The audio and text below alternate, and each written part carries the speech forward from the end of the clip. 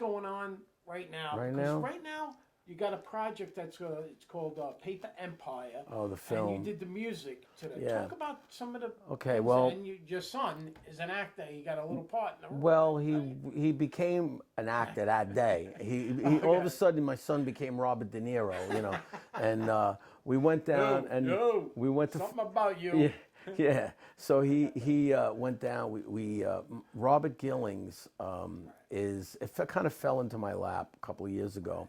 And Robert asked me to do the music for it, and you know, when I saw what he was up to, and a lot of celebrities in it. Robert, I just didn't know he was that into film. So he had his own company, and then he got into doing film. He did a film called The Kings of Brooklyn, while he was still on as an investment banker, and then this Paper Empire thing that he had written about a guy. He's the producer. He wrote it and directed it. And so it's about a person who, the guy's name is Robert Davi, great actor, he's in a million things, very recognizable. He embezzled, like a Bernie Madoff character who embezzles $58 billion of digital currency. So Robert Davi is in it, Steve Guttenberg, Denise Richards, Wesley Snipes, he plays a bank owner, and who else? Ann Archer's in it, and now Danny Glover came on board, and Kelsey Grammer, and they're filming season 2. So I have the intro song. It's called "Money Is the Magic." It's on my new record, Thunder Farm, that's going to be coming out, and so it's the intro to every episode.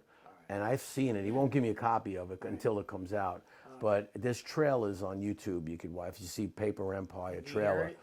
But my song's not in that. The trailer was done before I came on board. So I have that, and I have theme music throughout the series. No, it didn't come out yet. It's probably going to end up on Netflix. It should be out at the end of this year. And it's a great experience. And I got a couple other songs in there as well. And you know, so they've been shooting it in New York, Miami, Fort Lauderdale, and LA, and I think Vegas too. So I mean, it's really cool. You got to watch out for it.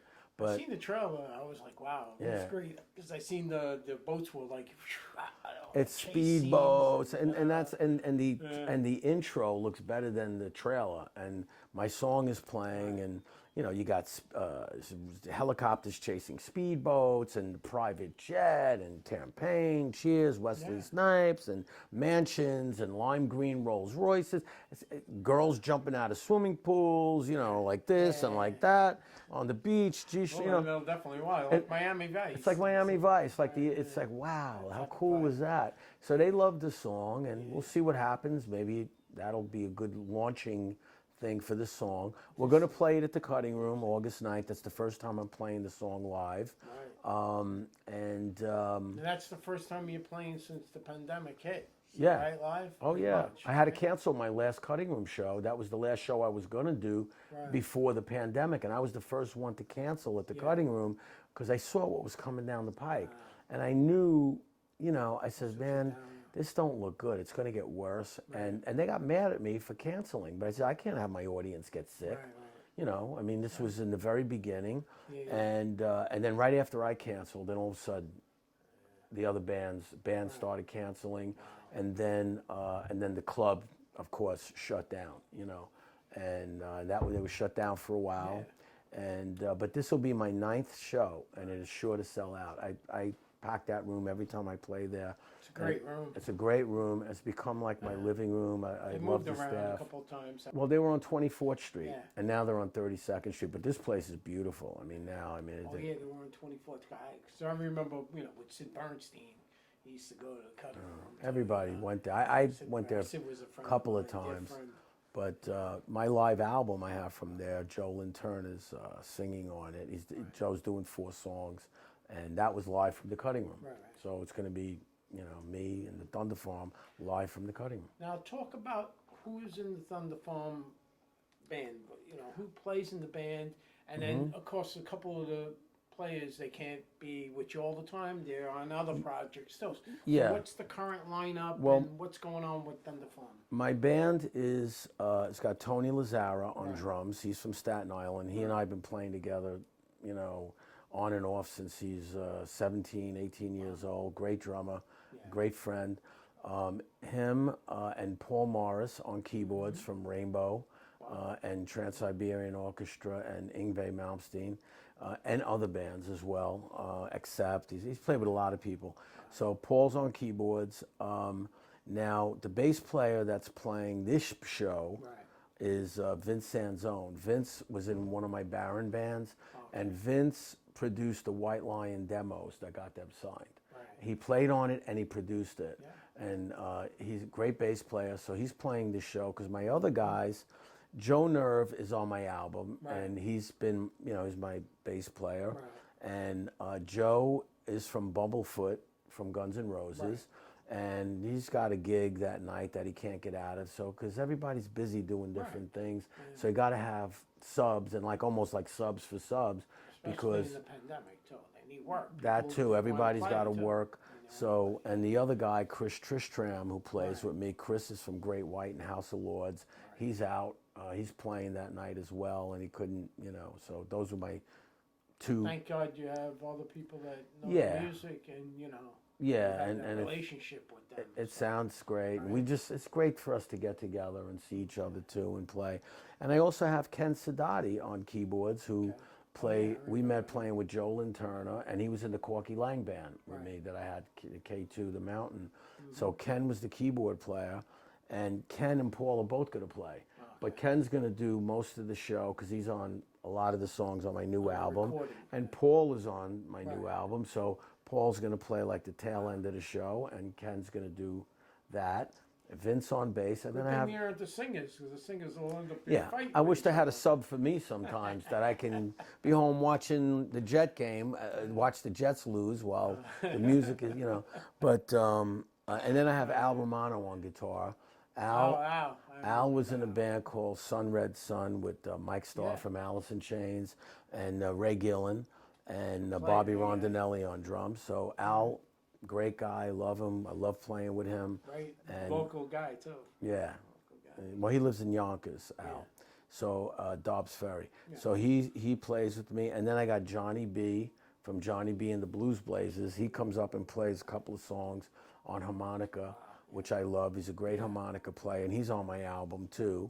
And I have my backup singers, the girls, Frank LaRocca's niece, Catherine LaRocca. Frankie's a Staten Island guy, and Frankie was my drummer for a couple of years in Fantasy, and we're actually going to do a tribute to him at this show. Frankie, after he left, when that band broke up, Frankie went on to play. He was the first drummer in Bon Jovi, and he played on Runaway, played with Scandal, Goodbye to You.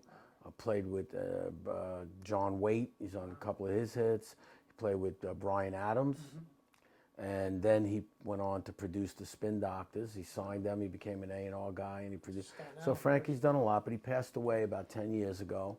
And South Beach, Grasmere. So his niece, Catherine, his brother Paul's daughter, she's great, and she's singing with me. And so her and Dolly Grace, she's also sings with me. So that's pretty much the band for the night. And they're with me. They're going to sing the whole show with me.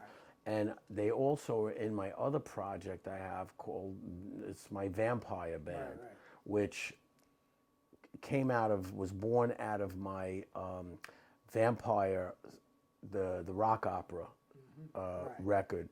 And Frankie D'Augusta wrote the orchestral sections in between, and there's narration. It's a different kind of CD, and it's great for Halloween.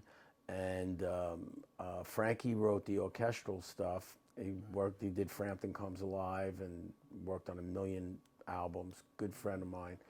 And then we had Arthur Stoyer do the narration in between each song. It explains the story, and the music explains the story.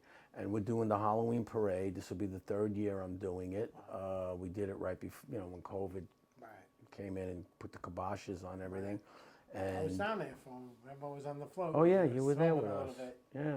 You want to come this year? You can come this year too. This year I'm going to be down in Florida. Though. Oh, good for you. Good for you. I miss New York though in Halloween because it is quite a I never, thing on. you know, I avoided that parade like the plague because I grew up there. So many people, and you know, but I never knew. You know, I mean, it's so great. It's unbelievable to play in because it's like playing like a football stadium. Only you're moving up 6th Avenue, and people are hanging out the windows, and there's millions of people on the street everywhere, and a really cool experience. So we have fun with that, and we do a few songs from Vampire. We're trying to get that onto the stage. I got a 16-year-old kid playing Matriculus, who's the vampire, the main vampire, and he'll be on the float with me. So it's not like a Broadway show. It's not like a band. It's something different, something in between. Perfectly with the parade. The parade. Yeah, there's stuff on YouTube if you care to see it. Just Google on YouTube. It said some Parade Life magazine put something up, and they said Vampire Steel Show at New York City Halloween Parade. Yeah. And I was like, wow, that's cool. It sounds good to me. But they have a cool video clip. Yeah. And you can see, you know, Nick is in, you know, Nick Gallucci is the one who plays Matriculus. But everybody has a character. So that was one of my last albums. And then there's, well, all my albums that I have the my Love Valley album that Eddie Kramer produced. That was the first one? That was the first one. Then I have Active, which is my second one. And I think there was Jolene on that too, singing backup on a couple of songs. Anyway, but the Active, they're kind of different from each other, but every one of them I like, and I like for different reasons. And then there's Vampire, the rock opera. And now we're going to put out the live album first. You know, Peter Barron's done the Farm live from the cutting room, and because it did come in order. And then I have the one with all the new songs, including Money is the Magic from Paper Empire, that's called Thunder Farm. So that'll come out. We'll probably wait for the film to come out and then put that out. And we're supposed are you going to perform it that night at the cutting room? room? We're going to do it at the cutting room, and I believe Robert will be there. You're going to record the show? Nah, not this one. No, it's just too hectic right now. We'll do it again and do some. I mean, well, we had the live recording when Joe Lynn was there, but everybody lost the footage, including me. He gave me the footage. This guy Larry Blumenstein, who filmed it with 5 cameras. We recorded the show into Pro Tools. At least I have that. And the one song that we managed to crank a video out for live, it's called Keep Up Your Head, and that's on YouTube. And that came out really cool. I'm glad at least we have that. But during the pandemic, you know, all these clubs were having outside venues, like to keep themselves going, and they set up movie screens. So I said, wow, how cool would this be that we could make a film out of this concert thing, because it was shot with 5 cameras. We had the audio recorded in Pro Tools. I had Jolyn Turner up there with me, and we could have put some interview footage, maybe even use some of your footage in between, you know, and make a cool little sort of rock documentary film that could have been sent around the country to all these places, but we couldn't find the footage. Larry could not find the footage. I was like, shit. So that was that. But we managed to crank the live album out of it, which I'm glad we have that. But after I do all this, I'm going to do a Leslie West tribute album. And, you know, they're doing one now, which I wasn't invited to perform on, which, you know, Bobby Rondinelli is doing it. And I called him about playing on mine, you know, and I go back a lot longer than he does with them. So, and he goes, oh, you know, I wouldn't do that if I were you. They're already doing one. He said, they're already doing one, not he's doing it. So, and anyway, and then I found out he's the one that's producing it, and they have Yngwie is on it, Malmsteen. They got the guitar player from Metallica, Dee Snider, you know, but they're recording everything like the way Mountain did it. which to me, I don't see the point of doing that. I have my ideas of what I'm going to do, and I got some heavy hitters that are coming in too, but I want it to be different. I don't want to go up there and try to sound like Leslie and do it like him, because what's the point? I mean, you know, nobody's going to play it better than him. And, you know, I have done that with Corky. And so, you know, so I'm doing it, you know. I'm going to do Theme from Imaginary Western with a live string section. Like I have on my album, the same string section, Katie Chambers, she plays with Evanescence. So her and that crew, Gary Olea from Jim Messina from Loggins and Messina, him and this other guy, Brian, on viola. So I want to do it with the strings, with a with this guy Michael Eisenberg playing piano. He's a concert pianist, like a Carnegie Hall guy. He's on my CD on the song Reify. So that's going to be the next project? Yeah, and I believe I have Eric Martin from Mr. Big to sing that particular song. So he's just one of the other my guys that I have in mind to do it. But I'm not gonna do the Leslie West guitars. I want it to be different. I want it to be a real tribute to him. That's something that Leslie would be proud of and say, "Hey Peter, what are you trying to sound like me? What do you want? What do you want to sound like me? Trying to steal my act?" Come down. Yeah, he'll come down from, you know, come down at night and haunt me. The wheel will come down. Yeah, the wheel will come down and hit me in the head. You know. I'm talking to Carmine. Are you actually gonna play live? They're gonna play live. I was setting up. Yes. Well, I am. But I want to do it. I want to do it after I record it, and I got a new studio I built and all that, so I'm going to do it there. But I was going to try to do it before the cutting room at Juicy Lucy's outside area, and you know they really wanted to do this, and I really want to do it, but it was just too much for me after the pandemic to promote 2 shows at once. You know, the cutting room and that, and I was already on the hook with the cutting room as much as I want to do the Leslie West tribute show, and you know, and so I said let's make it really count, because I was asked to do they were supposed to do the memorial at Bethel last May, and Jenny, Leslie's wife, said, "Would you play with Bobby and the Rev, who was one of the bass players, at Bethel?" I said, "Yeah, sure, of course," and I did the Zoom with Leslie, for Leslie with his brother and Jen and, you know, Waddy Wachtel, Dee Snider. I did that. I did the Hanging and Banging thing with Carmine Appice and Richie Coates and all that for the tribute, Leslie West tribute show on Hanging and Banging, and Buck Dahmer and Corky, and anyway.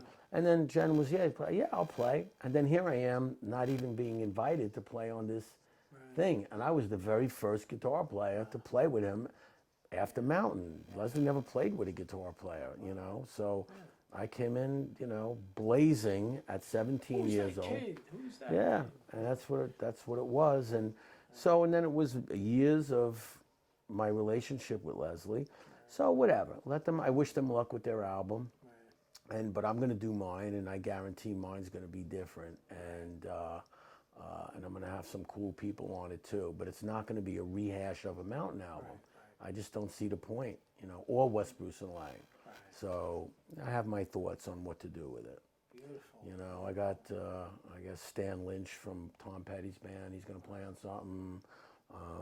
I don't want to like be throwing like a million names around over here the whole time, but so I figure that's what you want to hear, right? You want to hear that shit? Well, that's that shit, you know. So they're very talented musicians. Oh yeah. Feeling tight, you know, really. I'm glad to be able to have them, that they're interested in playing on what I do, and have them as friends too, and have friends, you know, with them too. I mean, I had a ball talking with these guys from, you know, with the Hanging and Banging show before the show on thing. We were talking about who's doing what, who's doctor appointments. It was hilarious. I mean, we were fun with all these guys talking about their cholesterol. Yeah, we're talking about that, and Bumblefoot's hot sauce, and yeah, everything. It was just, we had some fun conversations. And one guy, Skunk Baxter, who was on there, I never really knew him, but he played with the Doobie Brothers and a lot of other people. And seen them many times in concerts. And a lot of people know who Skunk Baxter is. And but he is involved with the military. What does he play again? Guitar. Oh, okay. But he, did a lot of did stuff with the military. I mean, this guy was involved with like crazy missions and building systems for aircraft carriers, like missile systems. Like he couldn't talk about a lot of it, but I just found him really, really interesting. He was in the army. He was a paratrooper. Yeah. Right? Well, this guy was very technical, Skunk. Yeah. Well, he was in the clouds, boy, Hendrix. That's for sure, man. You know, I mean, wow. I mean, played left-hand guitar. Left. And Al has a couple of Hendrix guitars. Really? Yeah, he's got one of his Strats, and he has an acoustic that we're going to use on the Leslie West tribute album. That the Mountain Song, The Layered, was recorded on. That Jimi Hendrix gave to Eric Clapton, and Eric Clapton gave it to Felix Pappalardi. And Al ended up with the guitar. He bought it. You know, he's a collector as well. He's got some guitar collection. I mean, he's got Ace Frehley's triple pickup Sunburst. 59. He was offered $800,000 for that guitar. So he's got like a collection, and he's got my '57 Les Paul too. My black Les Paul, my black Maybe I pickup. could sell it. You could use the cash right now since I'm making all these millions of dollars. Yeah, I know. Well, him too. You know, he's done this for years, and actually we became friends over that guitar, because there's a whole history behind my black Les Paul. So Al and I became friends over that Les Paul. Now that Les Paul is my swimming pool. I love the Les Paul, but I love my pool too. So and the rest of my yard, you know. So when I'm swimming, I'm not missing the guitar, you know. Especially when it's 95 degrees out or something, you know. You missed. I had all the vegetables. I was going to give you the gugoots. Ah, you know, you like okay. the gugoots. Yeah, I like the gugoots. I got the eggplant, but they're a little small now. I tell My you, brother just came and took them. So I would have gave them to you, but he came. how'd you grow tomatoes this year? I grew the tomatoes, and I grew. It was a great year for tomatoes because of a lot of water and the heat. Oh man, but they were getting burned. You know, the plants. You know, they're getting burned up. From the sun, it was so hot. You know. Well, I have mine. I have mine in a cool area, but they taste really good. I mean, I made a quick tomato sauce with just, you know, the tomatoes. We're Italian, so we got we got to talk about the tomato sauce in the garden. So I mean, I just chopped them up and sautéed them, some olive oil and garlic, some fresh basil, and that was it. And just put them over pasta. And your mother were the cooks. That's why. Well, my grandmother was. My mother boiled a lot of water. Growing up, everything was in a boiler bag. She's like the high-tech kitchen, microwave, boiler bag. I cook, and I cook. Don't let it hear you say that, though. Yeah, I can cook. No, I like to I like to cook when I have the time to cook, and I like cooking fish. I have my own fish recipes that are very different, which. Maybe when you do a cooking show one time, I'll come on. And I always thought of doing like a cooking show. I have down in my studio, I have a great kitchen to be able to do a little show like that. It's actually a bar, but remember who's the camera guy and the producer. You know, you can call. Have you come down and I'll come up with one of my recipes that I can maybe make down there, because the faces like. I could like go play guitar, go cook, go play guitar. I got my recording studio and my, you know, bar / kitchen. But I've always cooked. Even as a kid, I cooked. I used to cook when I was a little kid. My grandmother was the cook. Yeah, she was the one. You know, she cooked. My grandmother told my mother, so that's how we, you know. Yeah, my mother worked, but she I guess she could cook if she wants. But I never follow recipes. I go by what my instincts are for cooking, and I cook with some pretty different things. I want to thank. This is a superb interview. We're saying, wow, we'll do a little interview. Yeah. And it's like a little turns into an hour, 2 hours. It could be. You know me. I got a lot to say. I could cover all these years But I know you for so long. You're such a great guy. Such a nice person. Family guy. Well, just put it up in parts. Section 1, Section 2, Section 3, because it's a lot to listen to. Okay. Now, tell everybody how they can find out more about you. If they want to go on social media, you're on that. They have a website. Tell the people how they can find out more about Peter Barron. My Instagram. Instagram. Name, Barron, no, my last name is Benedetti, but don't tell nobody. because I don't want anybody coming after me, looking for me. But you gotta watch that now. Baron is was a nickname that stuck from when I was a little kid. And when I started playing with Leslie, we were playing down to Benedetti's, not a hard name to pronounce, but down south they had a problem with the name, Ben D Benedetta da Ben, and I was like, so I said, well, I get one of these cool like English names. I'm thinking, well, Baron. They were always calling me Baron when I was a kid. I had a dog named Baron, so it was like an adopted middle name. So I ended up using that, and it stuck, and I've always used it. And Leslie always wanted me to use my real last name, and I used to tell him, well, you use your real last name, you know. And he's telling me, why don't you use Benedetti? I said, well, why don't you use Weinstein? You know, his name is Lester Weinstein. He goes, I can't, you know, because of tax reasons, my family, this, that. Well, they gave me a million reasons. But he had a dog named Westy, and I had a dog named Baron. There you go. And that's how, you know, the kind of, I guess we ended up with. I had the plane, the Red Baron. Yeah, and that's how it kind of evolved with that, because I had the dog. I was 12 years old, and hey, people used to call me Baron. So, and I had a song. One of my first song I ever wrote was one of these little kid songs. It was 12 years old, and at the end it says the story tells that Baron is me. And when I was looking, I said, well, Baron is me. So Baron is me, and that's where Baron came from.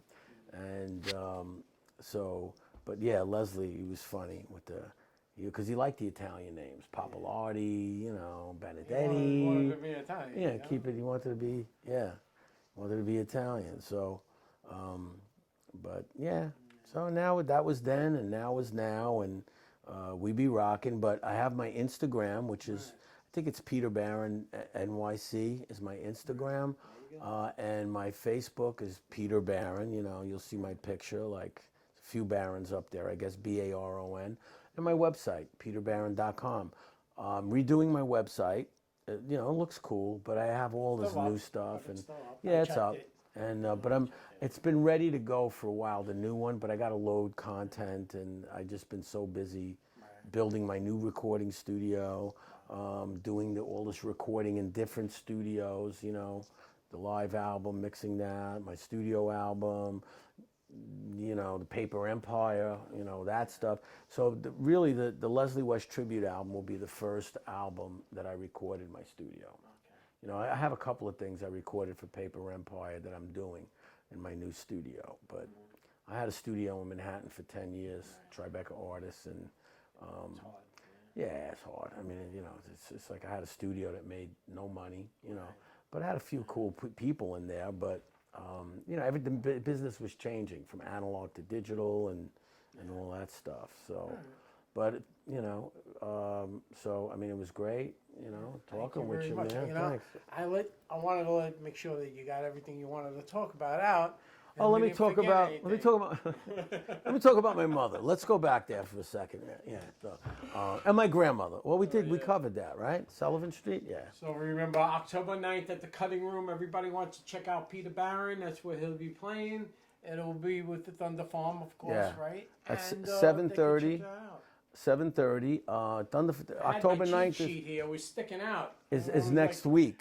Okay. I didn't have to if you have it edited, because, forget about it. It's like, you know. If you could get it up there by next week, you know, we're putting it up, and you know. Yeah. So if you put it up, if it's past October 9th, I hope I can put it up. It's 2021. We're still sitting there. Yeah. We're like, hey, we're supposed to be at the Cutting Room. Yeah. I was at the interview. A week from Saturday. Yeah. Thank you, man. I enjoyed it. All right. Well, thanks for watching, everybody. We're watching New York Rocks. Who rocks better than us? Come on. New York rocks. We rock the best. Baby. That's we rock. All right. Thank you, man. Thank you. Great. See ya.